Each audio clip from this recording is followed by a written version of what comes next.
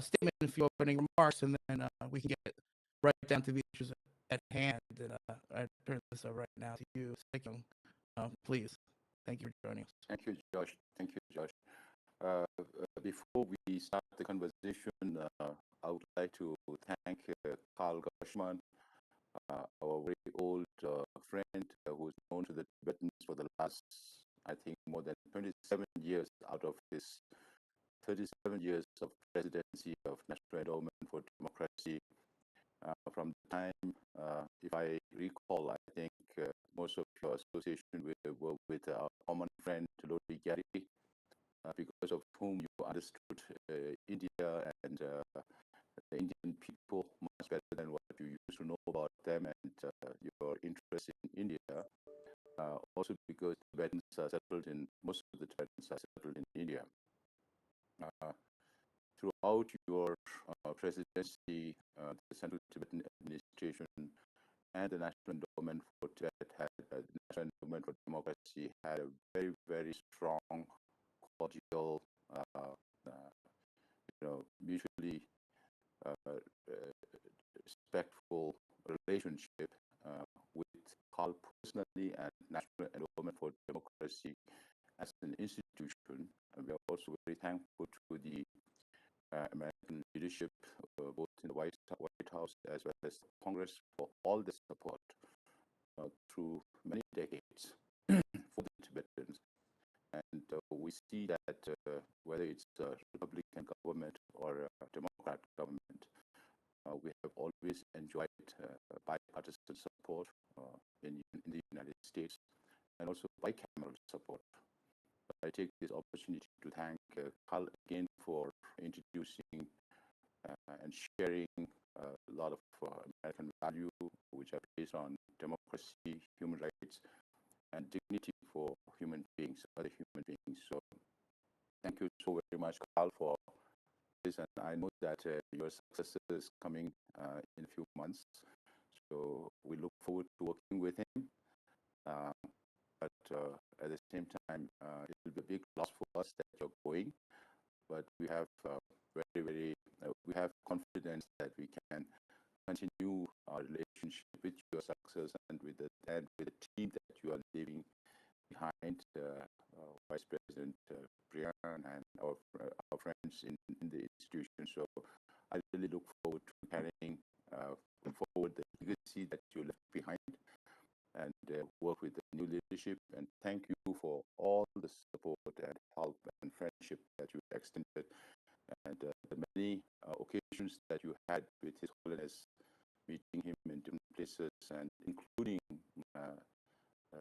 your invitation to His Holiness to visit National Endowment for Democracy for your programs. So thank you very much, Carl. Thank you, Sikyong. Thank you, Sikyong, and thank you for remembering my friendship with Lodi Gary.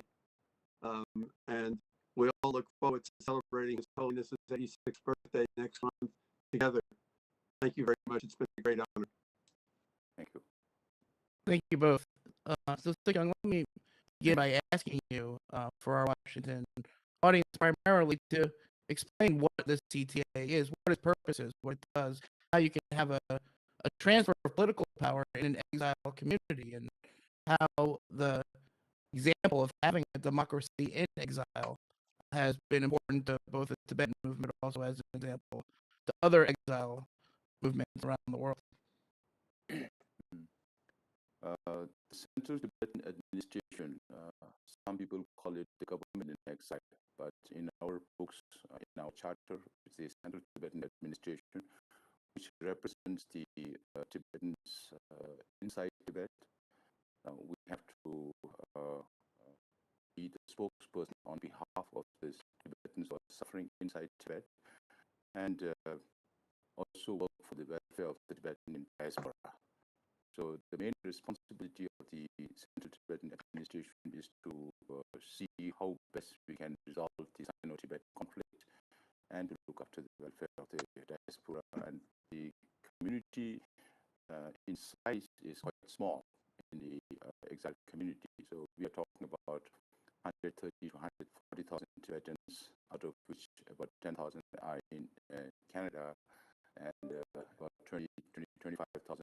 United States. So the United States is by far the only country which has the largest number of Tibetans, next only to India.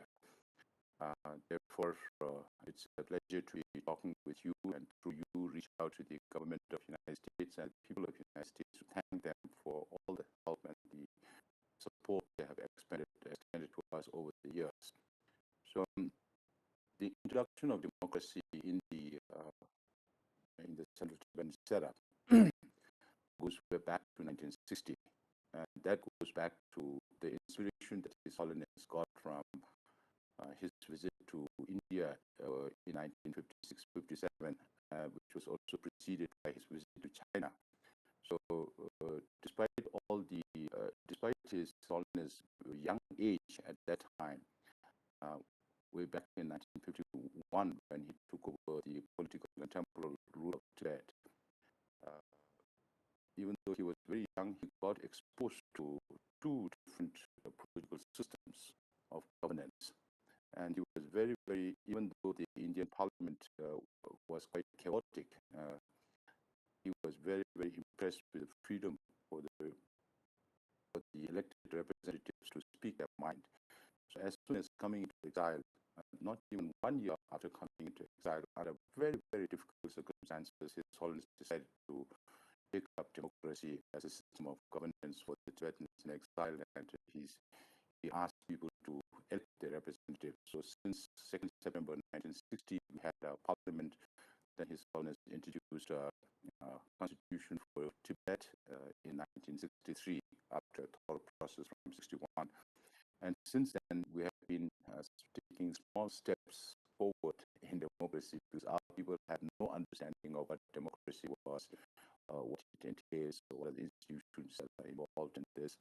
So His Holiness took it step by step, and the first 30 years we were mostly dependent on his leadership. And as the community developed, as there were more people who had education and good understanding of democracy, then he decided to ask the parliament he decided to dissolve both the parliament and the cabinet way back in 1990, and formed the constitution drafting committee. And then we had a bigger parliament in 1991. Then after 10 years, then we had direct election of the political leadership. After 10 years, in 2011, His Holiness devolved his responsibilities. So unlike other democracies, we are neither presidential in essence or parliamentary essence, but we also have elements of both, and we also have a uniqueness. In fact, we are the only community in the world which is partyless. So we are the only partyless democracy in the world. Doesn't sound so bad from our perspective at this moment in American democracy. Let me ask you about each of those tasks that you mentioned. One, speaking on behalf of Tibetan people inside Tibet, and two, seeking a negotiation with Beijing. On the first part, what is the latest information from the ground? What is the situation for Tibetans inside Tibet? What are the trends?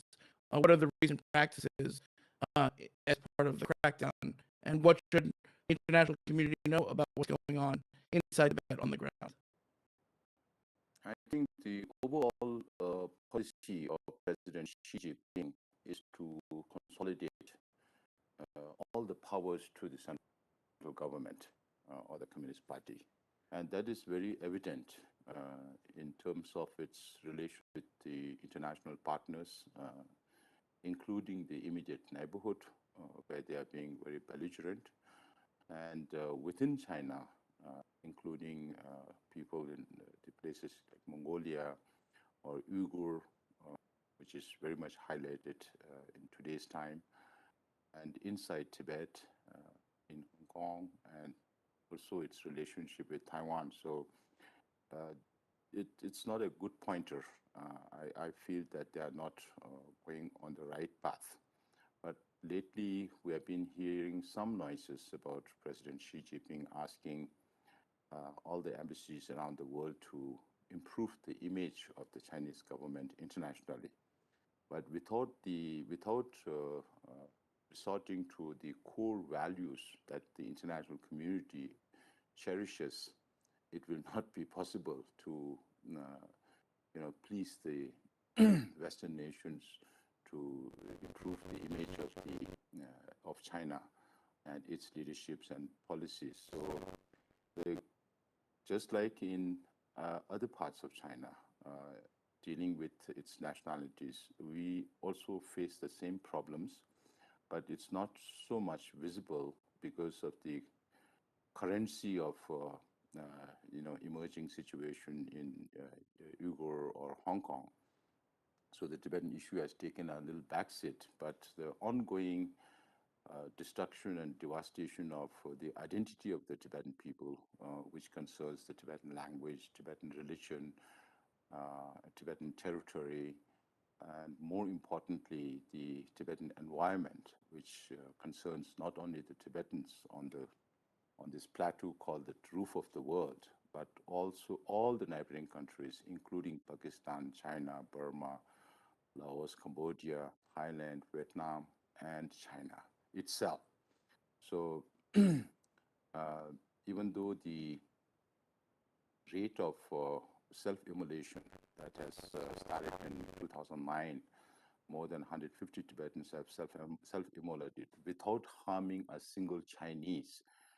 So they were driven to this to the level of frustration that they have to take their own life for the freedom of the Tibetan people.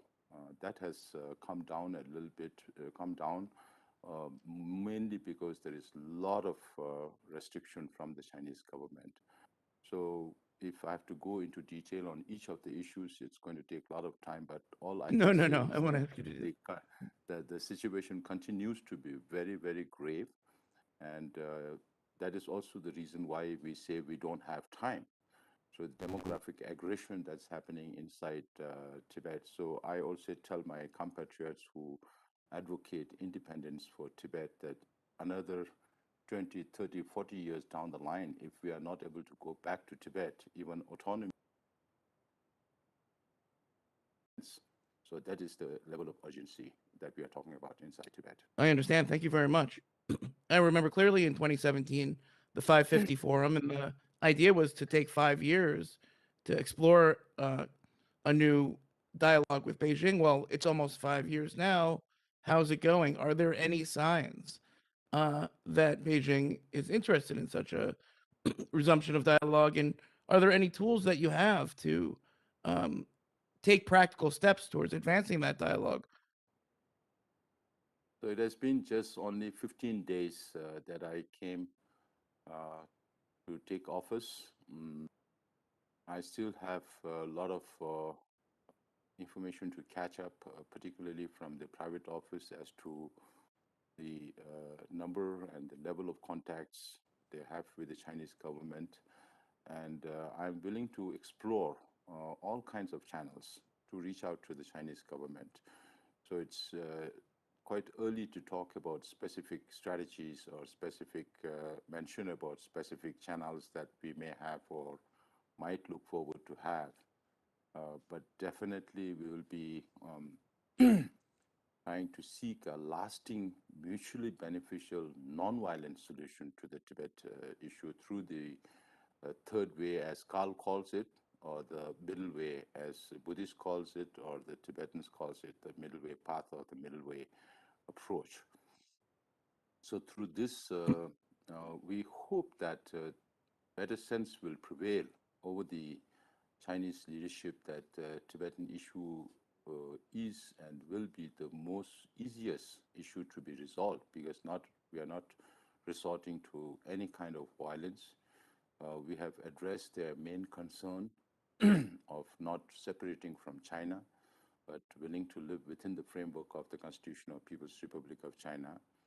So with that basis, they so far they have the response from the Chinese government has mostly to create more and more challenges and obstacles for the Tibetans and putting more conditions for the dialogue to move forward. So I think if better sense prevails over the Chinese leadership, there will definitely be a way forward. And one of the issues that His Holiness wishes, and also His Holiness has said it many times, including during my audience about 10 days ago, that he would like to visit China on a pilgrimage. He would also like to see his hometown in Taksir and Amdo, and he would also like to visit Lhasa. But till such a time that there is freedom in China and in Tibet, it will not be possible for him to live there or stay there. So, with that, that is a clear indication of where we intend to go. And one of the promises I made during my campaign, during the elections, was to reach out to the Chinese government in whatever capacity and through whoever it is, for His Holiness to go to China, visit China, and that will also provide an opportunity for His Holiness to meet with the Chinese leadership, have a one-to-one straight talk, sincere talk, and I'm sure there will be a path forward for us to work on it. So this is something that we are focusing on right now at this moment. Fascinating. Thank you. Um, it strikes me that if we look at what's going on in Hong Kong, uh, international confidence and the idea that you can have limited autonomy inside of China, whether or not you call it one country, two systems or middle way approach or whatever, that space is shrinking. And I'm wondering, as you look at the crackdown in Hong Kong and the broken promises there, uh, does that indicate to you that perhaps that has an implication for Tibet, that a real middle way approach may be less possible, maybe less likely, considering how the Chinese Communist Party is acting in Hong Kong? That's why I keep saying, if better sense prevails on the Chinese leadership, because right now what they're doing doesn't make sense to any one of us, except for the Chinese leadership themselves. So what they're doing in Hong Kong was completely contrary to international conventions and the agreements that they've signed with UK, and the promises they've made for the Hong Kong people. And that doesn't help inspire other nationalities to look for negotiated settlement or settlement that is agreeable to both. The whole idea of the Chinese government is to rule with an iron hand. Now, how long can that go on in this 21st century? How long can the Chinese government keep control on information or movement of people? So there has to be a certain level of transparency, freedom on information, freedom of information, and freedom of movement. Uh, that is, see, there is so much mistrust with the Chinese leadership, whether it's with the international community or within China itself. That's also the reason why, over the last more than one decade, China is the only country that spends more money on internal security than international defense expenses. So that is a reflection of how jittery the Communist Party is against their own people. That is also the reason why I think they are keeping these flashpoints with India or with its neighborhoods in the South China Sea or with Japan or with Taiwan, uh, so that when if something happens that uh, become precarious for the Communist Party to sustain, then they will have this flashpoint come into action and then raise nationalism within the people. So I don't think it'll be very, very long for the Chinese leadership to either understand and mend ways or be dethroned. So those are the only two options left.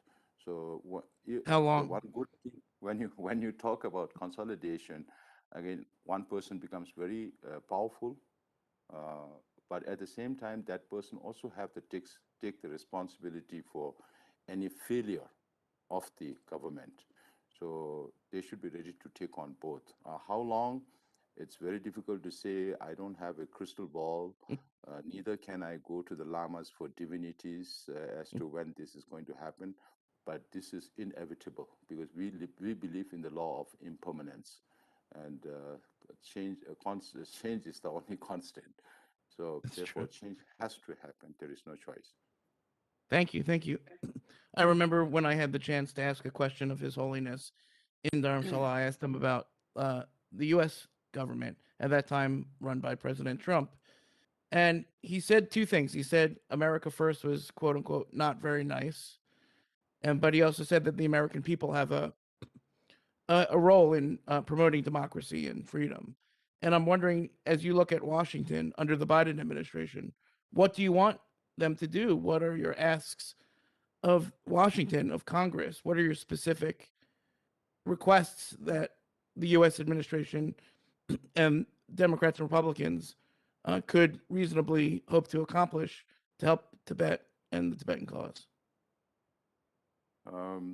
Over the years, we have seen from 2002, the adoption of Tibet Policy Act, going back to 1997, the first appointment of the Special Coordinator for Tibet to the State Department. So that's almost more than 2 decades since we had a very helpful relationship with the American government. Over the last few years, we had the reciprocal access to Tibet bill. Then again, the amended version of the 2002 Tibet Policy Act, which is now the 2020 Tibet Policy. And the US is the only country that has an act where the State Department or the government or White House has to report to the Congress every year on the status of what is provided for in the act. And I really thank the leadership in the Congress and the White House for adopting these measures. Of course, we would like the United States or other countries who knows about the Tibetan history, the situation inside Tibet, to be more vocal about the past status of Tibet as an independent state. That is because that will, I think, help in putting the Tibet issue on a platform whereby the middle way approach is one of the leveraging points to take it to a logical conclusion to find a solution for the Tibetan issue. So, having said that, again, we would expect that the appointment of the special coordinator was already been confirmed by the Senate, but needs to be confirmed by the full Senate in the days to come. And her leadership will be, if she's designated as Udrazea is designated as the special coordinator for Tibet, we really look forward to her leadership in working with many other like-minded countries around the world, because we cannot expect to work with other authoritarian regimes. We can only work with democratic countries around the world. And we do see a certain level of shift in the European government's approach to the Chinese government. So this is something that we will need to discuss with the U.S. leadership to take along or to work along with the like-minded countries, democratic countries around the world. This is something that we would really looking forward to replicating what the United States has done for the Tibet issue. Thank you. In 2007, I attended the Congressional Gold Medal ceremony. George W. Bush, Nancy Pelosi, Robert Byrd, all came together, Mitch McConnell, to give this award to His Holiness the Dalai Lama. Of course, the last administration was the first time that U.S. president didn't actually meet with His Holiness the Dalai Lama.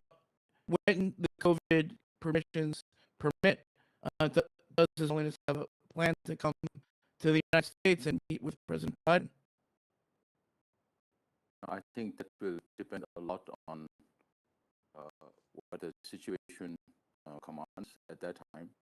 I'm sure there are many issues that President Biden and His Holiness shares in common for the good of the people, of all the people in this world, not just the Tibetans. Because when His Holiness normally meets with the leaders of different countries, his focus most of the time during the discussion is always spent on the benefit of the whole humanity, humanity as a whole, not just the Tibetans.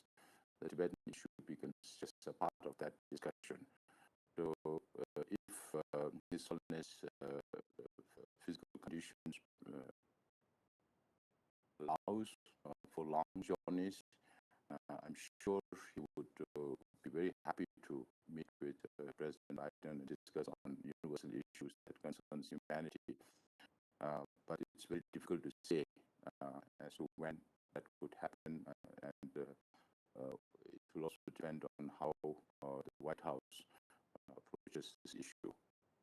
Definitely, there could be occasions, but I cannot promise anything. Very interesting. Thank you. Do you think the Biden administration or the U.S. Congress should apply more pressure to the Chinese government in order to encourage it to enter into negotiations with the Central Tibetan Administration? In other words, do you think there should be more sticks and less carrots, including coming from Washington on this issue? Sticks and carrot divide and rule is a policy that the European colonialists used against the Asians in the when colonialism was spreading. But that same stick and carrot is being used against the European Union nations because of their disposal in foreign policy initiatives or joint efforts within Europe. I would not say put pressure, but at the same time, I would really hope for better interventions from. We all know that Chinese government doesn't appreciate third-party intervention or foreigners getting involved in what they call as domestic internal problems. But whenever hypocritically, whenever it's convenient for them, then they also get involved in other domestic issues of other countries. So there are many paradoxes in Chinese approach. But I would definitely say any kind of intervention in resolving the Sino-Tibet conflict is welcome, and China should not see intervention from other parties as interference in their domestic affairs, but in helping hand in increasing their moral authority, which is the only thing they lack. Because today they have military power, they have political power, they have monetary power, but the only thing they lack is moral power, which is only because of the distrust that they themselves have created.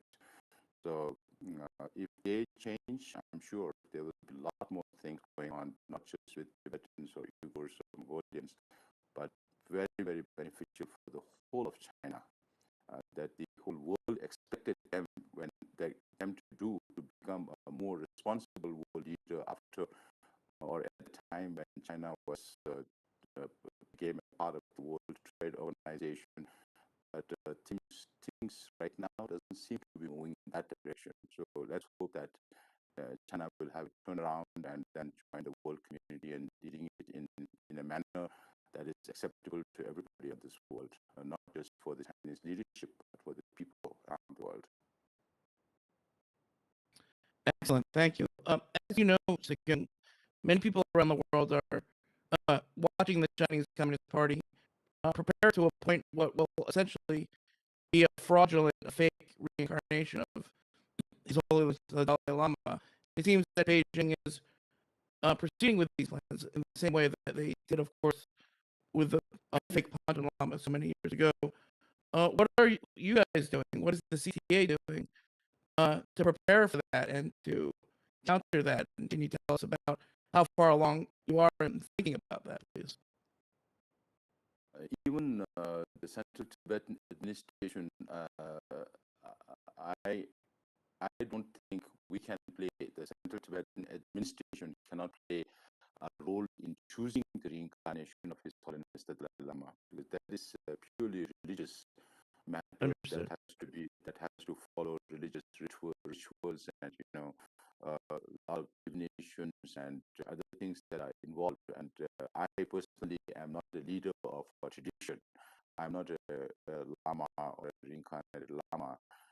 That responsibility lies particularly with His Holiness, because the whole concept of reincarnation is for that person to be reborn to continue his work that that remains unaccomplished or that needs to be strengthened. So it is up to His Holiness the Dalai Lama as to where he will be born and how he will be born, and he will definitely leave indications as to where he will be born. Even now, he says, I will be born in a free world. So I think that is very, very indicative of what His Holiness is thinking, and where his reincarnation will come is a matter that will need to be taken up when the right time comes. And His Holiness will definitely leave those. And apart from that, what His Holiness said in September of 2011 still stands.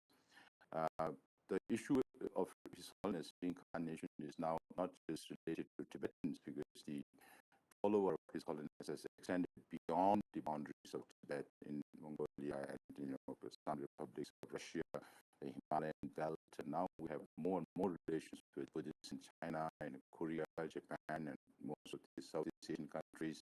And you have many people who like His Holiness Dalai Lama all over the world. So it has become a much bigger issue than just Chinese leadership using it as a political tool to manipulate their or try to impose legitimacy over the Tibetan people through the control of reincarnation.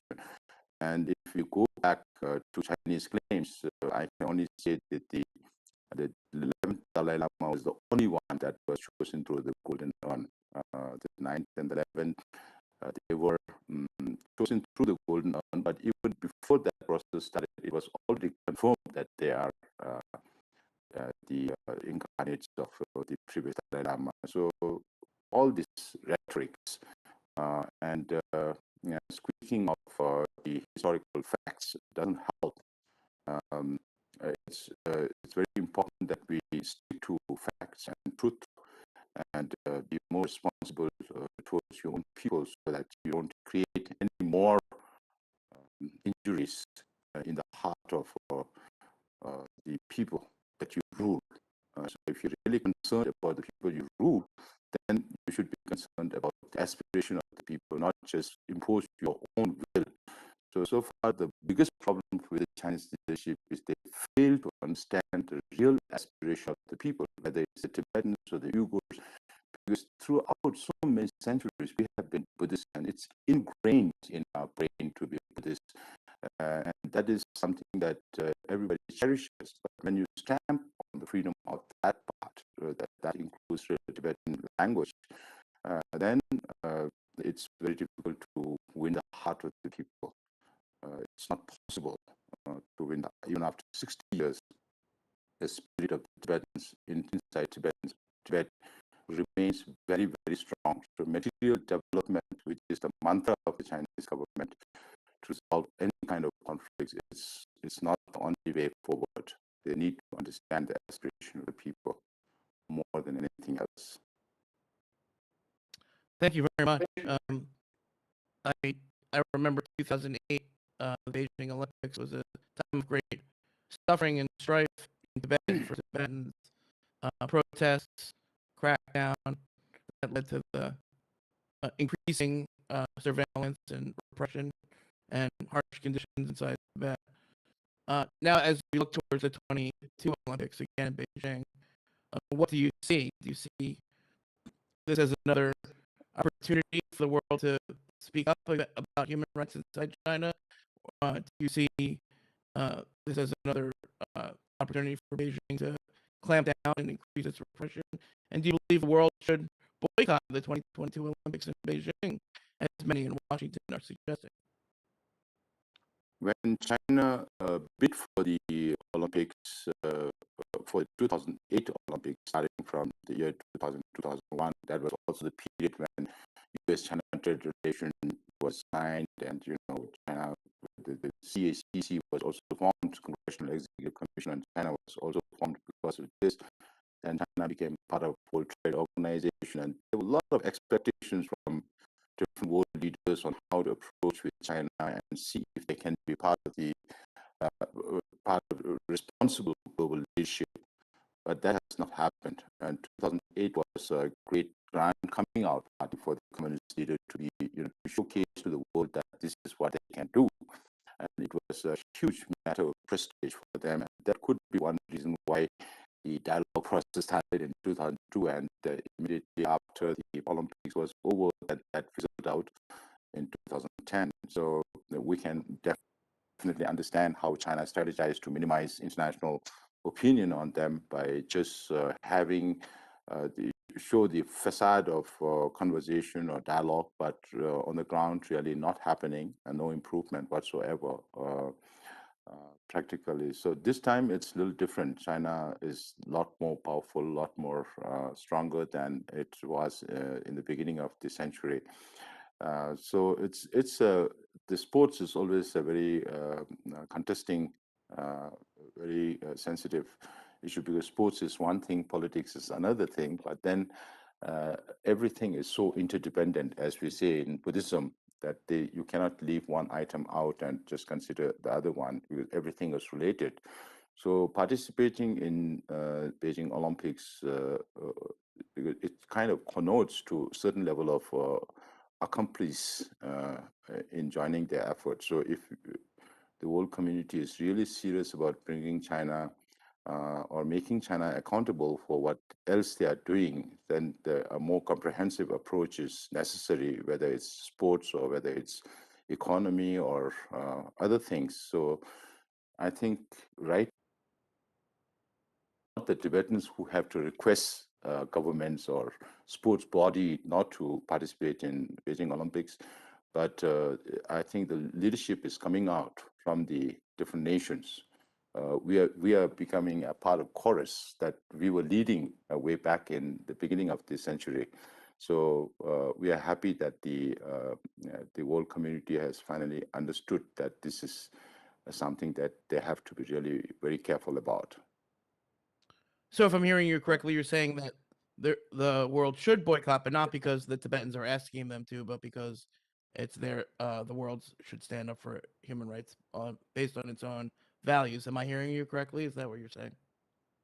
I believe that there is more realization within the international community that the strategies and the methods that they have adopted to involve China into the international community has not produced the result that they expected. So when things don't go in the right direction, when you are not able to achieve something, then it's inevitable that you have to look for other ways and means to make them accountable. So I think this is another way of doing things, and let's see how it impacts not just China, but the whole global politics in this very fluid situation. I understand. Thank you. I want to pose to you a couple of questions from the audience, but before that, I'd just like to ask you a couple more questions about what's going on inside the Tibetan community. You know, one of the things that I've come to know over my years of interacting with the Tibetan community is that, you know, among Tibetan youth, there's increasing frustration and increasing calls for a more aggressive, more independence-minded strategy, increasing frustration with Beijing, rather that they feel that this middle way approach has been abused by Beijing to keep the Tibetan movement from seeking a more aggressive, more independence-minded strategy. And I'm wondering, as you start to lead as you rise into the leadership of the political leadership of this community, what do you think about that, and how do you plan to speak to Tibetan youth about their concerns and their views on this, and how do you plan to incorporate that into the overall community's strategy for survival, resilience, and struggle? I think it's in a democratic setup. Different views, different opinions on how to resolve things is always there. Uh, it's not just within the Tibetan community, it has been with every struggle that the world has witnessed over many centuries. So therefore, it's nothing new for the Tibetans, or it should not be anything new for the international community that we have different sets of people believing in different things. But we can say as a democratic community, practicing in democratic polity, the parliament has approved this unanimously in 1997, and His Holiness reinforced his vision on this. And the general public, who are not so vocal or visible on social media or any other platforms, with the middle way approach that is there. but the younger generation feeling frustrated is very much also understandable, because that is also a point that we keep, I think, referring to the Chinese government, that the frustration comes out of no commitment from China. So if they are responsive towards the middle way approach, then I'm sure the younger generation would also understand what is happening. But on the other hand, also as youth, I'm sure when Carl was young, or when you were young, or when I was younger, then we had different ideas.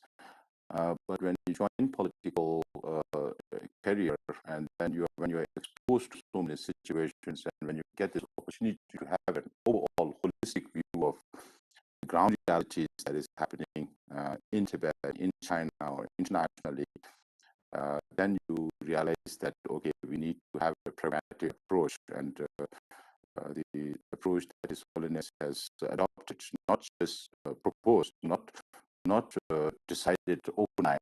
It's a matter that he has been considering over the years, of meeting with world leaders, and discussing this issue with experts and so many things. So we still remain very firm on the middle way approach, because there is nothing wrong with the middle way approach.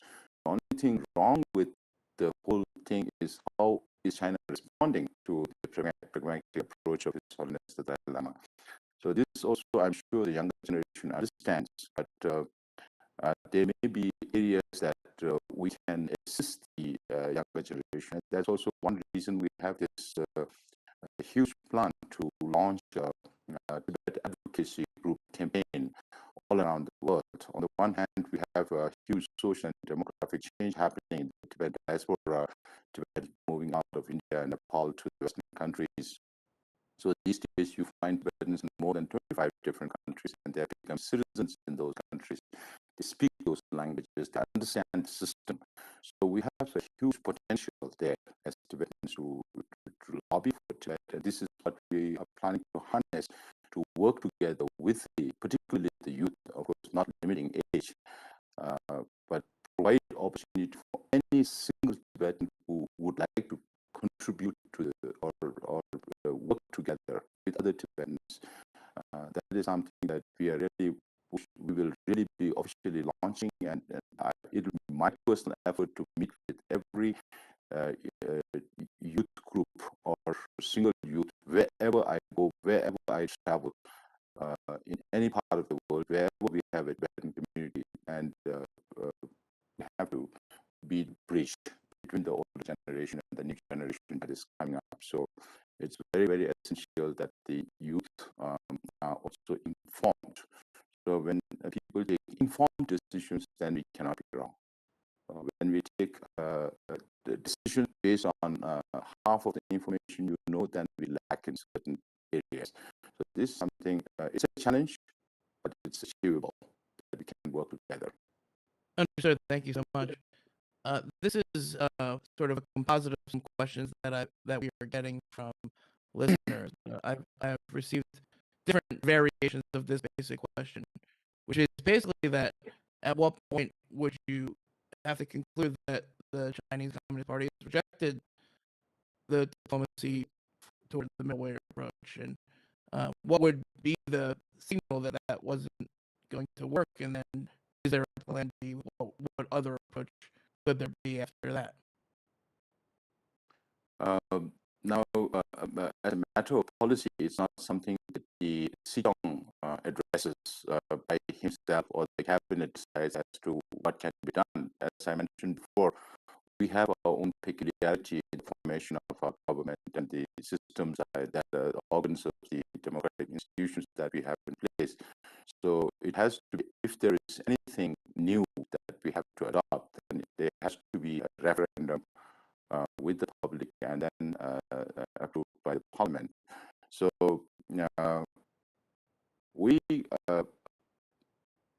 I was asked this question after I assumed office, the article that appeared on Global Times, where they have asked questions to the former United Front head, who always comments on Tibet issue. He's the most regular guy from the Chinese government to talk on the Tibet issue, and always very towards any positive approach that we are taking.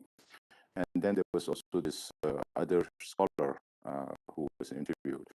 But I do not consider that as the official position of the Chinese government. If the Chinese government wants to really convey what they have in mind, whether it's from the foreign minister or from the president himself, saying that we are no longer interested in talking with the Tibetans or finding a solution, then I think that will be a historical thing for us to reconsider as to what we need to do till such a time that there's official confirmation. Because whatever is coming out, under the communist system, there are a lot of postures they make. So that kind of misleads the whole international community or their own people, because they have various means of doing it to mislead the international community or to mislead their own constituency within the country. So as far as I'm concerned, as long as there is an emphatic statement from the Chinese leadership that we are no longer interested in negotiating a solution, or we are no longer interested in the non-violent movement of the Tibetan people to resolve the Tibetan issue, then there has to be a rethinking, and that will happen within the community. It's not in the hand of Sikyong alone. It has to be a democratic process. Excellent, thank you. The next question comes from Penpa Tsering, Regional Refugee Affairs Specialist for the South Asia for the Bureau of Population, Refugees, and Migration at the U.S. State Department. Congratulations to Sikyong Penpa Tsering for being elected as Sikyong. The question is, quote, I would like to know how the CTA and your administration view the Indo-Pacific strategy. This is the new strategy document that was put out by the Trump administration to signify our latest pivot to Asia. We always have a pivot to Asia, but this is the most recent one anyway. And have you looked at that, and what are the viable advantages that the CTA or your administration can take from that document, from that change? The whole pivot of the Trump administration moving it towards the Indo-Pacific region in the beginning was a little sketchy because of the scrapping of the regional cooperation agreements, but at the same time focusing on the area, I think is mostly because of what China is doing in the South China Sea.